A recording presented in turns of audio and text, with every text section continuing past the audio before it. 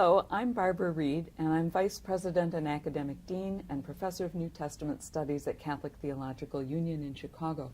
I'm also the General Editor for the new Wisdom Commentary series to be published by Liturgical Press.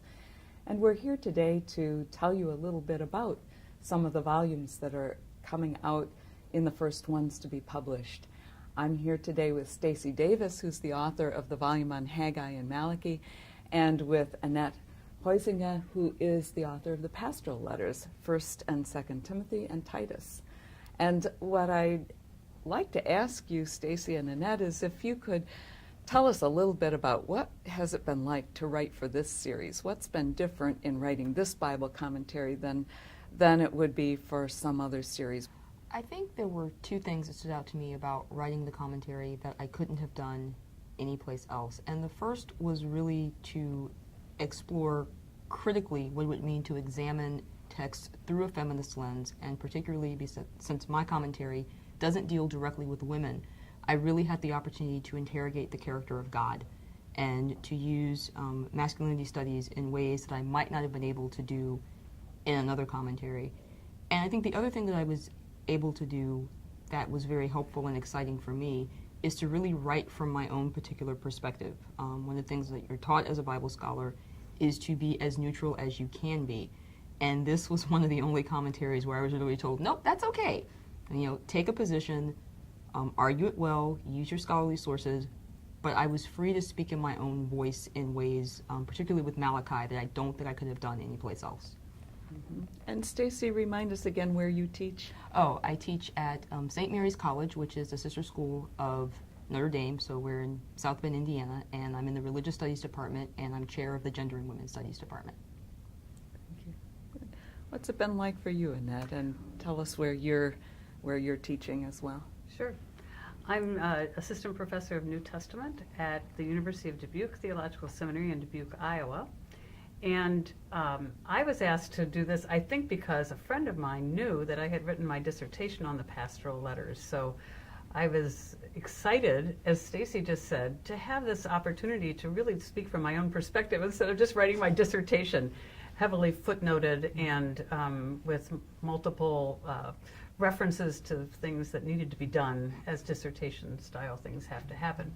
So in this particular volume, I feel like I've really been able to address the students in the classroom. I'm really excited about being able to think about the students that I have and have had at various institutions, and to keep that audience in mind so that they're getting really strong scholarly foundation for the text, but that they're also getting a perspective that will help them deal with this text in the shall we say, the real world, or the world in front of the text, as the series has aimed at. Mm-hmm.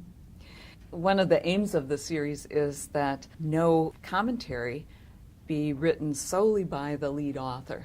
And so in every one of the volumes, we also have other voices that are contributing shorter essays on a particular text or on a particular theme related to the text. And as each of you have solicited those kinds of contributions, where did you find those folks? What kinds of people did you ask to write for your contributing voices? And how was your experience of working with that? How did that add to the richness of your commentary? Stacy? I asked my friends, actually, some of whom are theologians, about half of whom weren't, and none of whom were actually Bible scholars. So I had a friend of mine who was a rabbi, had a former student, a couple of friends who were theologians, a friend of mine who was a sociologist, and one of the wonderful things about that is that none of them were familiar with Bible. So I also had to say, here's where the text can be found, good luck with that. And what was a treat about getting their contributing voices is that they were writing not only from their own academic space. My friend who did the one on Haggai 1 is a sociologist. So she was looking at this text from a social lens. What are the power dynamics involved based on her experience as a qualitative researcher? And so it was a treat to see my friends write from their own scholarly places, write from their own personal places, and then try to explain to their departments, this is actually scholarly research too. So that was enjoyable, although as I told Barbara earlier, telling your friends they have a research deadline is not very fun. I was really excited. This pushed me into a lot of different relationships with people. When I went to international and national conferences of the Society of Biblical Literature, I went to sessions that I might not otherwise have gone to, that were more instead of being very mainstream scholarly circles that were sort of more on the fringes. I went to sessions on African biblical studies and just kept striking up conversations with people who looked different from me, which is sort of a silly way to do it, maybe. I found people, one of my contributing voices is from Myanmar or Burma. She teaches at the Myanmar Institute of Theology. Another woman is Elsa Tamez, who is living in Costa Rica now and who's already written a volume on the pastoral letters. So I've had a fabulous experience of just being able to reach out to people and get different voices and perspectives that have enriched my own writing as well as being standalone kind of pieces in the book. And that not all of your contributors are alive.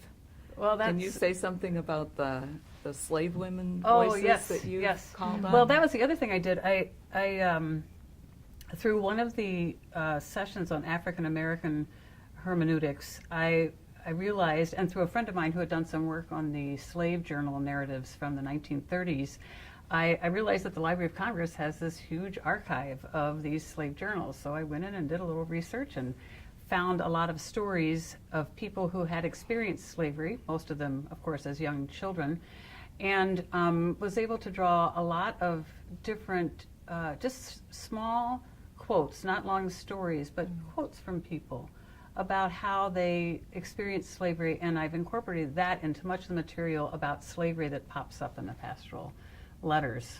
In your writing, was there a kind of wow moment? The first was when I realized that there was this whole argument of resistance to the biblical text. We assume that prophets speak in God's name, and people say, oh yes, absolutely, we'll do that. And I kept hearing this no, no, no, and not only a no, but a resounding no.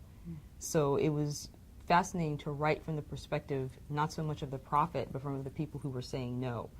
The second wow moment was that I presented part of what I was working on to a gender and women's studies brown bag, and I was having trouble with my introduction, went to talk to my colleagues, and the one who was a sociologist just went, this is all about hegemonic masculinity. I will give you 18 texts that will help you write this introduction, which was incredibly helpful because I couldn't figure out what the block was, but someone outside of my discipline could. Then my friends and anthropologists said, oh no, Malachi's all about resource flow. They're trying to get protein. You should include that. And so what I thought was going to be a really, really dull introduction ended up being a fun one to write because I was able to use all of this other interdisciplinary material to help me do that. And since feminist theory argues that you should use as much as you can, it was a real treat to be able to use things that were not all biblical studies to make those points. Well, we're really excited about the publication of your two commentaries. Stacy's yours will be out in November with the first 4 volumes published, and Annette, yours will be out in the next tier after that. And so we hope that all of our listeners will run out and get yourself a copy of these first volumes in Wisdom Commentary series.